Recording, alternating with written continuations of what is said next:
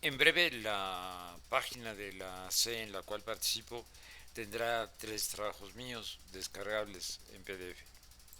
Dos son libros, dos son libros. Eh, y el primero de ellos, el más interesante creo, se llama Digna Ochoa, la muerte por tan igual. El libro no apareció por extrañas razones que provocaron ahí un lío dentro de la editorial que iba a producirlo. Eh, y conforme comprobamos recientemente, está muy actualizado. Recordemos que eh, la, se ha obligado ahora, la Comisión Interamericana de Derechos Humanos obligó a las autoridades que vieron ese caso, las autoridades mexicanas en último término, a revisar el juicio, el infame juicio que se hizo. Empieza así ese texto.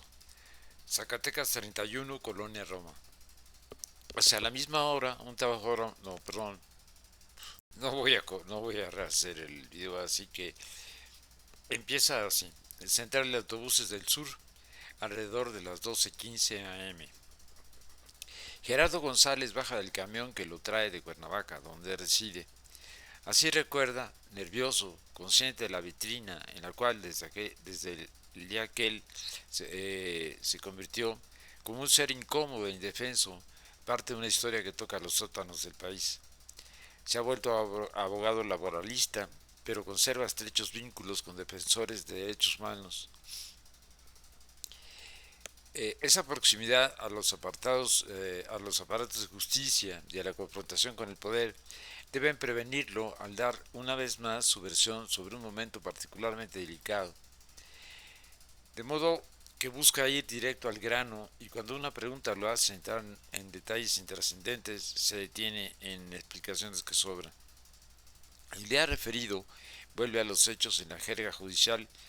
Fue a comer con responsables de un órgano de gobierno de la ciudad para dirigirse después a la oficina de Lamberto González, que desde una semana atrás ocupaba también Digna Ochoa.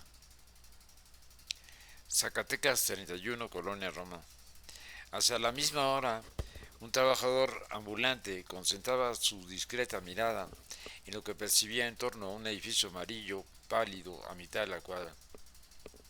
A un paso de Avenida Cuauhtémoc, la calle terminaba por perder su antigua calma residencial, con el ajetero de los automóviles y las modestas oficinas en las cuales se había convertido la mitad de los edificios habitacionales. Por eso, el hombre había escogido el sitio para ofrecer sus servicios y marcharse al agotar la clientela. Pero ni allí pasaban desapercibidos los movimientos de hombres trajeados y entre comillas aspecto sospechoso. No era la primera vez que los veía, a ellos o a otros parecidos. Minutos antes o después, en el pasillo del piso del edificio donde estaba el despacho de Lamberto y Digna, una mujer topaba con un hombre ajeno al lugar y en un momento no bien precisado, una vecina del piso inmediato superior creía escuchar, entre comillas, dos sonidos parecidos a un golpe o un martilleo en un intervalo aproximado de 5 minutos y luego, entre 10 y 15 minutos después, un fuerte ruido como el de un portazo, cerca de las 18 horas. Gerardo González no sabía nada de eso cuando, después de cumplir con las tareas que lo trajeron a la ciudad, decidió acercarse al despacho de sus compañeros. Entró al edificio, subió los dos tramos de escaleras y se detuvo en la puerta de la oficina, de la cual empezaba a hacerse noche. Estaba cerrada, pero él tenía llave. Y este es su testimonio. Al abrir había unos documentos, notificaciones de unos actuarios que habían dejado ahí, metidos entre la puerta. Abro y se caen las notificaciones al piso. Creo que en ese momento, a la hora que yo me agaché y como la salita estaba muy cerca de la puerta de entrada, alcancé a ver a alguien ahí. Yo creo que yo recuerdo incluso haber comentado anteriormente que al ver el cuerpo, lo primero que me pareció es como si fuera un niño, algún niño durmiendo. de esas sensaciones como que no te explicas y te causa un cierto descontrol, porque está ahí. Sigue el testimonio. Pues inmediatamente enciendo la luz y vi un panorama un poco extraño, porque había algo, había el polvo blanco que ahí se encontraba regado. Estaba una diadema tirada en el piso y al ver el cuerpo de Digna sí me causó mucha sorpresa. Fue una mezcla de sensaciones y de cosas así muy raras. Lo que más me recuerdo es que ella traía un pantalón negro, color negro y una especie como de botas. La blusa no recuerdo si era blanca. Yo creo que me llamó la atención el pantalón negro porque tenía algo de polvo blanco. No recuerdo si traía o no suéter. Lo que sí recuerdo es que había una prenda, una especie de saco o chamarra, que estaba con el interior viéndose en el sillón o de frente de ella. La postura era muy clara porque se encontraba casi como sentada sobre la alfombra, con los pies alargados y prácticamente su cabeza recargada sobre el sillón, como si estuviera dormida en esa posición. Pero no dormía. Terminó la cita. Pero no dormía. Según era obvio por la sangre y el impacto en la cabeza, Digna Ochoa y Plácido estaba muerta. Bueno, ese será uno de los, es el inicio de uno de los textos que estarán en descargables. El otro es de Cuestión de Sangre, un libro publicado eh, hace a principios del siglo XXI, a fines de la primera década. Las historias que hay aquí encuentran, se llama Cuestión de Sangre, ¿no? Las historias que hay aquí encuentran a Thomas Jefferson, padre de la independencia estadounidense, escribiendo: tiemblo por mi nación cuando pienso que Dios es justiciero y que su justicia no puede dormir para siempre. Lo que este hombre observa es la obra del destino manifiesto sobre el cual se levanta su país, sustentado en el derecho de los entre comillas civilizados a tomar y hacer de los entre comillas salvajes cuanto quieran. Es un destino manifiesto que en 1846 da un salto cuando los Estados Unidos invaden México e inauguran una política internacional cuyos discursos por la paz y la libertad son el mejor motivo para la violencia y el despojo. Entonces, y con la previa independencia de Texas, está en juego la mitad del territorio mexicano heredado por la colonia.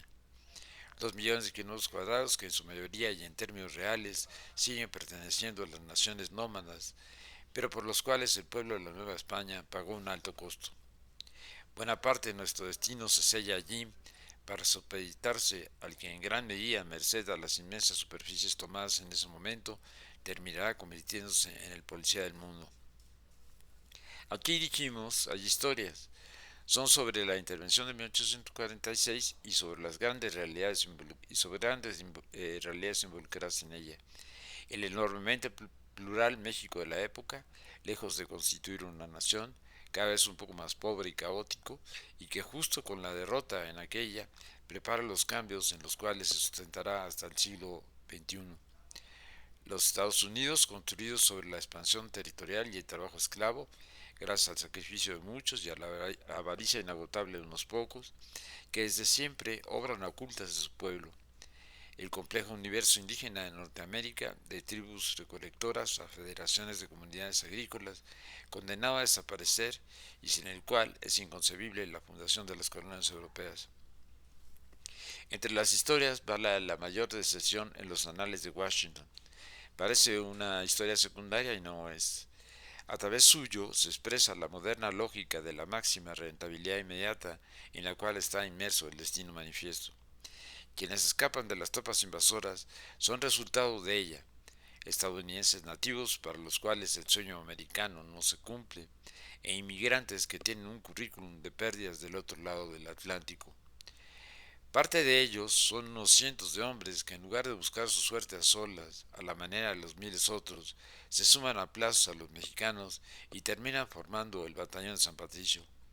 Unos cientos de hombres identificados por los contemporáneos con la Irlanda tradicional, con sus peculiarísimos 2000 años de continuidad histórica, su brutal sometimiento por Inglaterra y sus masivas emigraciones vividas como exilio. Esa pequeña porción de seres llanos, de los cuales se sabe casi nada, y a quienes los libros, absurdos todos, tratan lo mismo de héroes que de mercenarios, no obran por motivos morales o ideológicos, y no deciden la creación del modesto cuerpo del ejército al que debe su celebridad, pero son cualquier cosa excepto un accidente. Nuestras historias se acercan también a las guerras del siglo XIX, de extenuantes marchas y ejércitos virándose a la cara durante sus baños de sangre, que hacen de la oficialidad la peor clase de capataces en un momento en el cual la gente del común ha empezado a conocer la soledad y el miedo infinitos y las grandes preguntas y tentaciones. Son historias a manera de estampas que gustan apelar a la literatura y pasan de un tiempo y de un lugar a otro, asomándose a un pasado cuya huella o cuya persistencia, casi siempre perversa, está hoy en muchos lados. El tercer PDF será sobre una versión de mis cuadernos, una versión muy sintética de mis cuadernos, pero que es coherente y permite dirigirse hacia el resto de este trabajo que llevo hecho durante 16 años. Y después vendrá un trabajo ya terminado hace 2 o 3 años, pero que por eh, razones, comprensibles razones, no ha podido publicarse, ya que esa se tiene una cantidad de publicaciones en espera. No ha podido editarse. Es sobre el cardenismo y sostiene la tesis de que el cardenismo es inconcebible sin el movimiento social detrás suyo. Bueno, esto